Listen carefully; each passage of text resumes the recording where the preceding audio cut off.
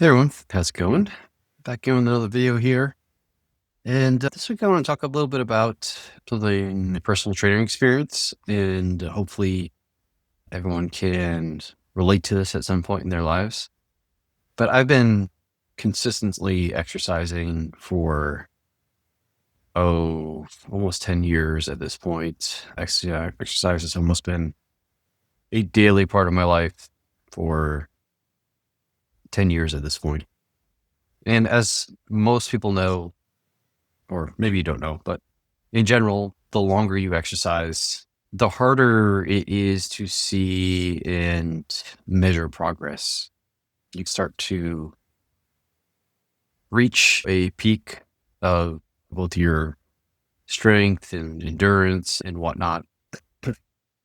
And so as you continue to exercise, you don't really see much weight being added to the bar or significant improvements in maybe benchmark cardiovascular workouts and that type of stuff. In the beginning, when you first start getting exercise, you start exercising, improvements in strength and endurance and cardiovascular metrics pretty much every week in the beginning. Monthly, it's fairly frequently that you're hitting new milestones in your fitness as long as you stay consistent. But if you stay consistent for years and years, you start to see those milestones happening fewer and farther in between. And I'm at this point where a PR might come along the way, a new benchmark or milestone in my fitness. PR stands for personal record. If you're not familiar with that term, that might come along once, maybe twice a year, if I'm lucky. And for some people, that can be hard to deal with. It's to just go into the gym every day and not really be able to see progress can be disheartening, right? And this is why it helps to have other long-term goals and motivations for why you're exercising, why you're doing these things in the gym. And it used to be, for some people, it might be performance in a competition or sport. But for me, and that was true for me for a very long time. But now my competitive aspirations have slowed down just because other aspects of my life have taken over and are more important at the moment. And so I can only compete in a very limited capacity a couple times a year if I'm lucky. And so now when I'm not really having any competitions on the calendar, like much of the winter is pretty much competition free, why do I show up at the gym every day? And especially, why do I show up at the gym every day if I'm not even really seeing much progress? And for me, this is why other goals and other motivations are important, because I show up at the gym every day for my health, for my long-term health, for my family, basically. I want to be here for my family. I want to be able to do things with my family. We enjoy being physically active. A lot of activities that we do as a family involve some aspect of just being physically active, whether it's hiking or skiing or just being outdoors with fishing and hunting and that type of stuff. We enjoy just being active as a family. So I want to be a capable father. Whatever my kids want to do, my daughter really loves rock climbing. I want to be able to at least not have the fear of climbing up a wall. I'm any good at it. My son likes karate and basketball and football and all these things. So I want to be able to do this stuff with my family. And so I show up at the gym every day because I just don't want to get myself to a place where I'm out of shape and I can't do the things that I want to do with my family. That's my main motivation at this time. But occasionally you do hit some good, have some good workouts. I hit a new milestone here. And last week wasn't a milestone. I didn't hit a PR by any means. But last week I did a kind of a almost all out 5K row on the Concept 2 rower.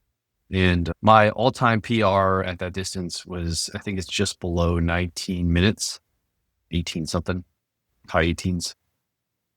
my next best time was 1936 or something like that from 2023. Both of those numbers, my all-time PR and my second best time was from 2023 in November of 2023, I believe.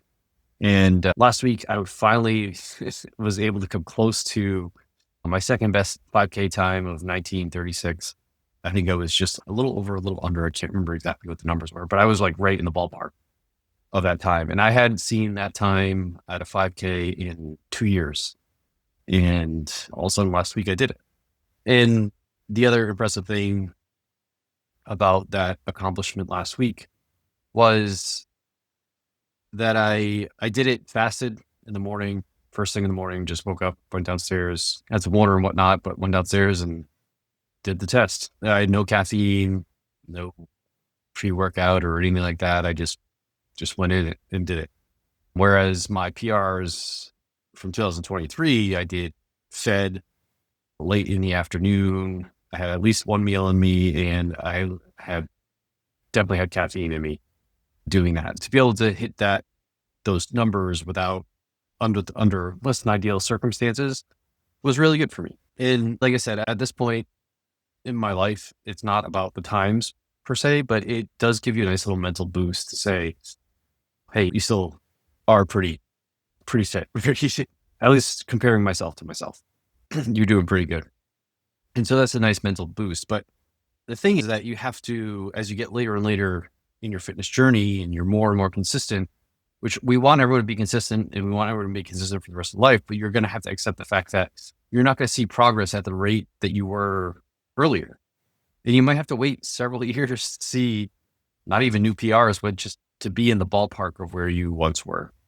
I was at a different stage of my life 2 years ago. My priority was more kind of endurance stuff. I was doing a lot more cardiovascular work, and I don't think I'll ever touch that sub 19 5K PR unless I really make that the goal, which I don't see myself doing right now.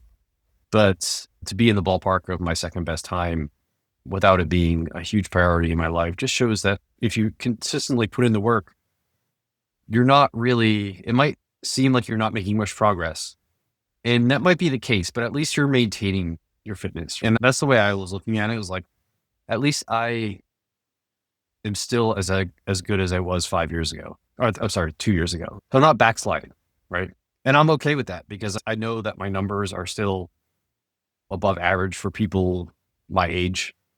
And so if I'm still holding strong at above average and I can continue to hold strong at above average until I get to my 50s and 60s, I realize that I'm setting myself up for my long-term goal of being able to do all this stuff with my family, right? That I want to do to still continue to be active. And hopefully by the time in my 50s and my 60s, I'm not so much only being active with my family and my kids, but my grandkids as well.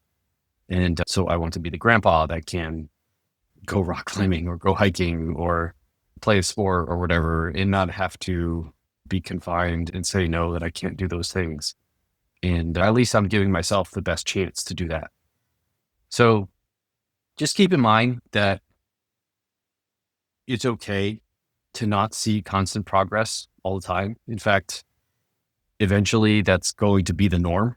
And that is the goal that you want to get there, because once you get there, you're doing it consistently and you've been doing it consistently for a long time.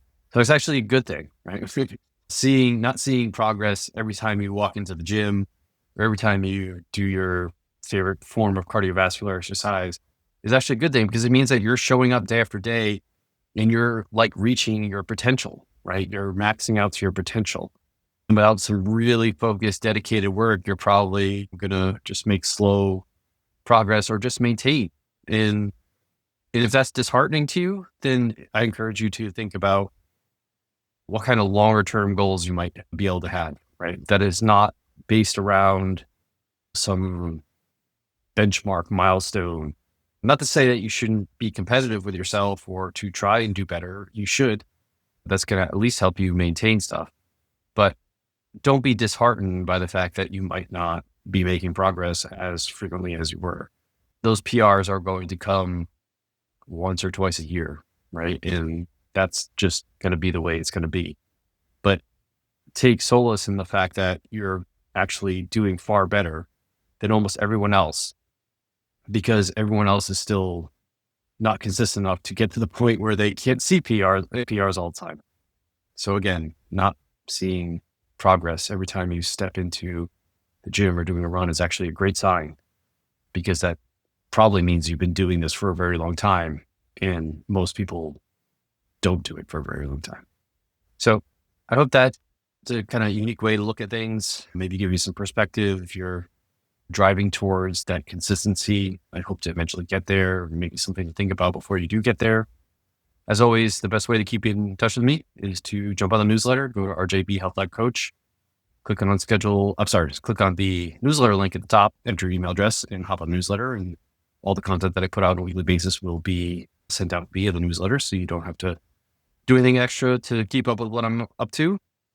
If you need some help, try to develop that exercise habit that's been eluding you for a long period of time. I do have some one-on-one coaching spots available. You can go to my website again, rjbhealth.coach, click on the schedule discovery call button right on the homepage and fill out that form. And and I will reach out to you. We can talk a little bit more about one-on-one coaching, what that might look like, how I can help you. Or you can just direct message me, shoot me a message, apply to an email, whatever you want. However you want to get in contact with me, happy to do that as well. But with that, I hope everyone has had a great week and has a great weekend. And I'll talk to you all next week.